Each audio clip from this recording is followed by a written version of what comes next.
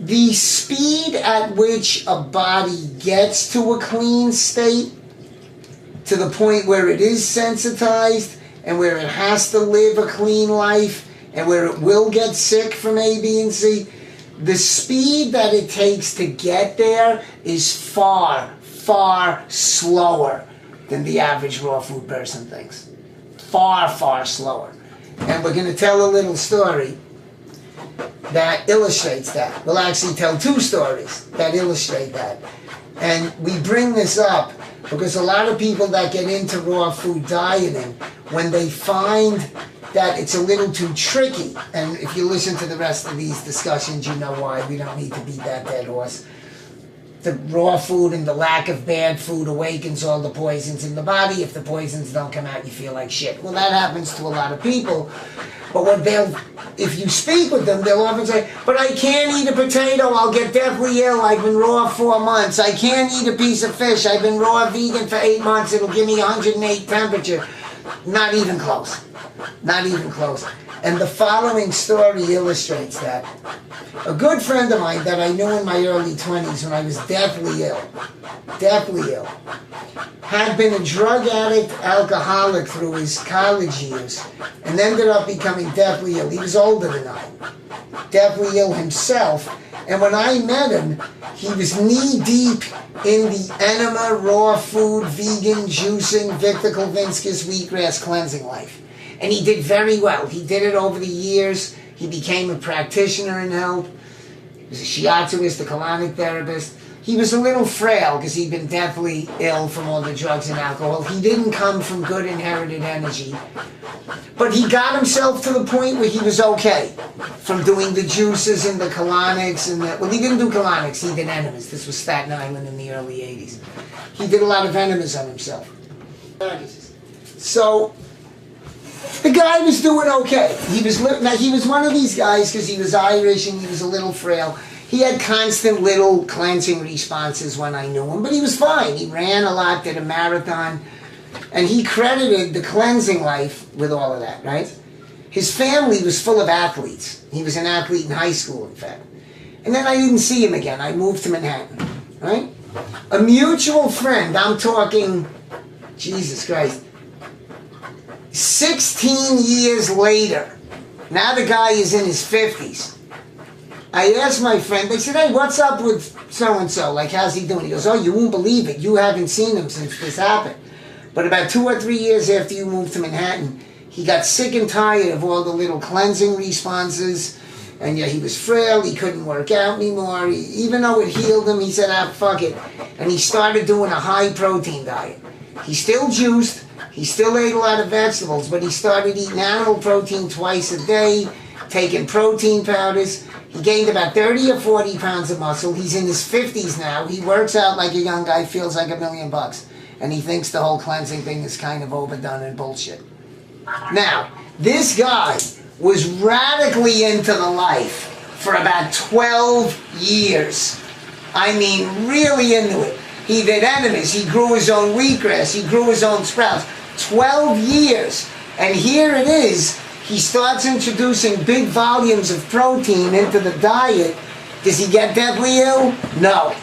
Does he drop dead and get a fever? No. He gains 40 pounds of muscle and thinks it's the best thing he's ever done for himself. Now, is that because everything we're talking about is bullshit?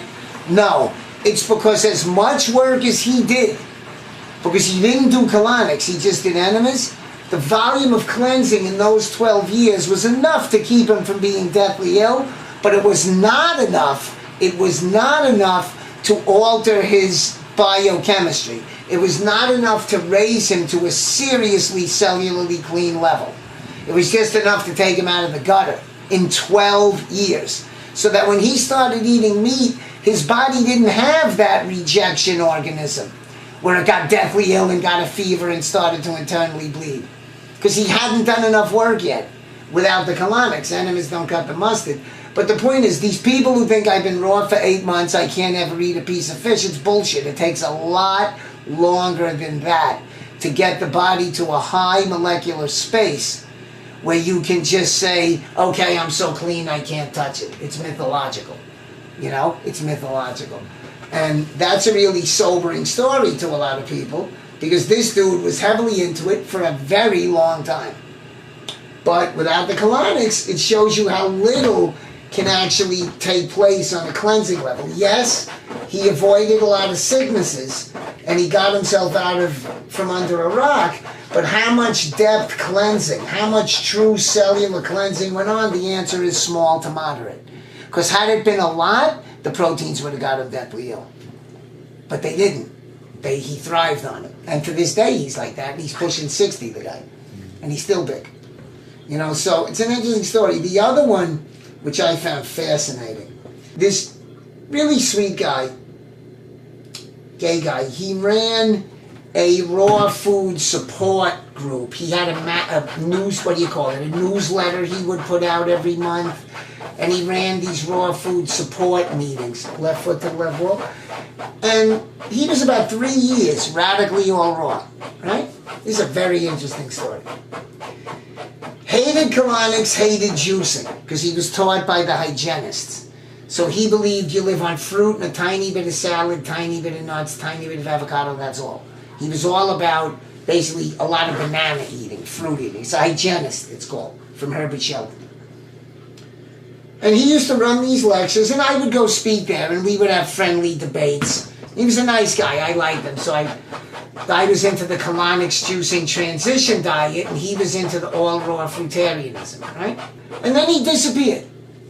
He disappeared. He was nowhere to be found for a long time. About a year later, the newsletters started again. And to his credit, I give the guy a lot of credit. To his credit, he wrote up in the newsletter that he had met this guy. They got into a hot and heavy kind of romance.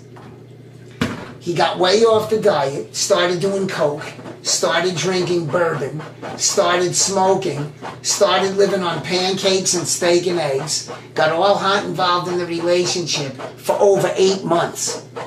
And then he realized he was getting headachy and couldn't get out of bed, and he was depressed. So now he's back, and he's trying to work his way back into the clean life. And he was encouraging people, you know, as bad as it is, don't get discouraged. I've had a huge setback, but I'm going to come back. And it was nice of him, to be honest. But the real lesson in that story, if this dude had done any cleansing in the 3 years he was raw, any real cellular alteration, he couldn't eat pancakes and steak and eggs, cocaine and Jägermeister for 8 months. It would kill him. The fact that his only awareness that he was doing the wrong thing was his intellectual awareness of it and some depression and headaches lets you know that while he was doing fruitarianism and what he was doing, while he was doing it, it cleansed him very little. Maybe 5% of his cellular structure. Because had it cleansed him a lot, his body would have broken down within 1 week of pancakes, cocaine, Jägermeister, and steak and eggs. But he was fine. He got depressed and angry with himself, but he was highly functional, proving he had done very little progress. He had made very little progress in the 3 years that he was into the life. And the key element in both of these stories, people ask, well, why? What's the point in getting into this if the train moves that slowly? The key element in both stories is the absence of the colonic action. Because if you get into this diet and you don't get out those decades of old matter, your progress is minimal at best, non-existent at worst. And these are two people with minimal progress. Because had they made real progress, they wouldn't have been able to do what they did with food. Do you see what I mean? So people have to learn when they get into this, since it's all transitional, and I've had this come up with a couple of people. Suppose they're trying to be all raw and it's too difficult. They can't handle it. They should be okay. If you're listening to this tape, go out and get a piece of wild salmon. Unless you're vegan for animal rights reasons. Get a piece of wild salmon, make an omelet, get a piece of free-range chicken. Have it in the evening with a gigantic green salad, no fat in the meal around animal protein, that's a biggie. So you do a big green salad, you steam some broccoli, you steam some asparagus, you eat all of that with your chicken, you are fine.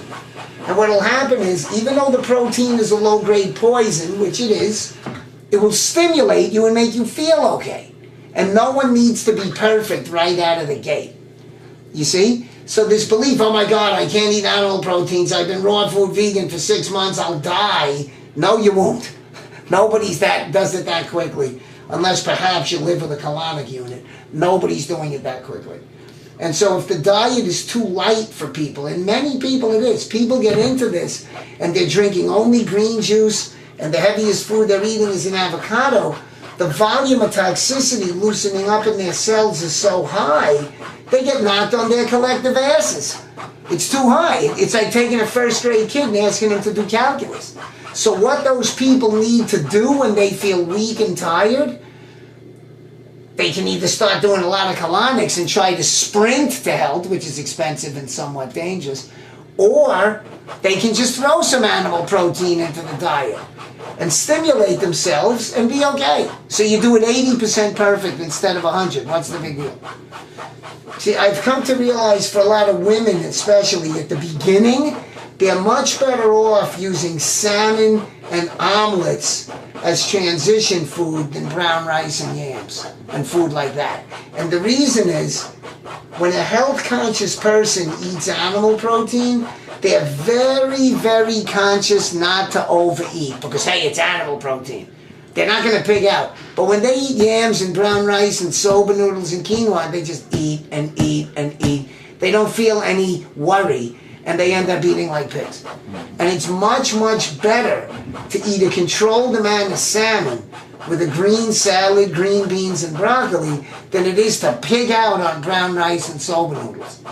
See? So if you try all raw and you find yourself constantly weak and constantly exhausted, the move should be contemplated to throw in some animal proteins at dinner. Yes, it's a poison.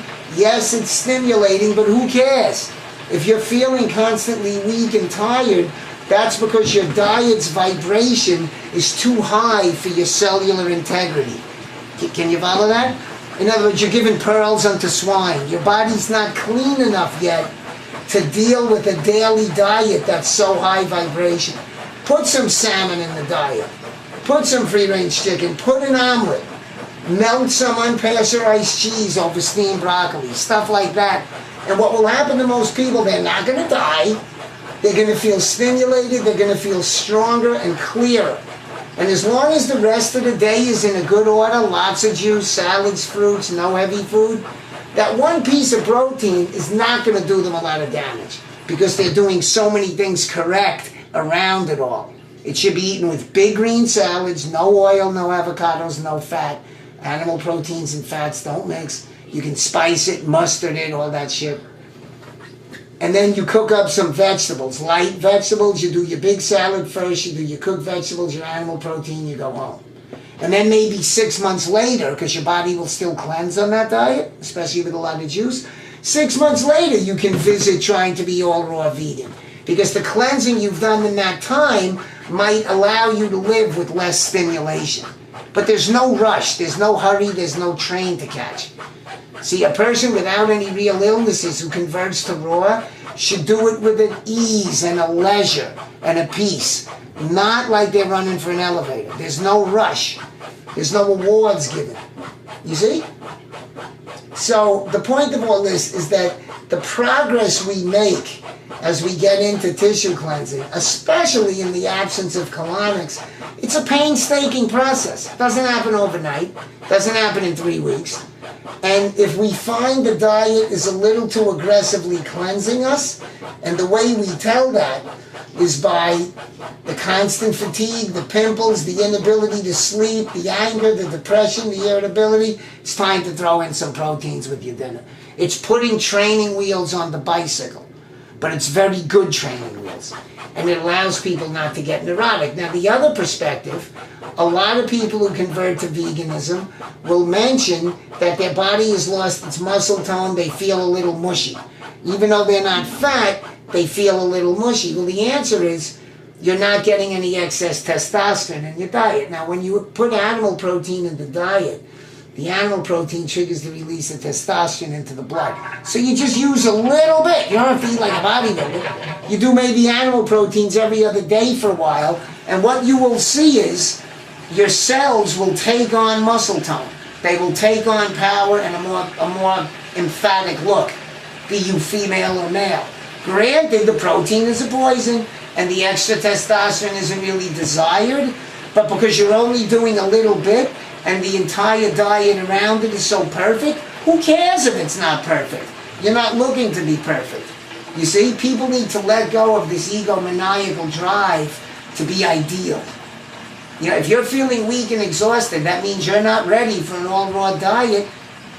Forget the nuts, forget the hemp seed, throw in some salmon, and you'll immediately feel grounded and in a good order. Okay, that's enough for today. Excellent. That was a biggie.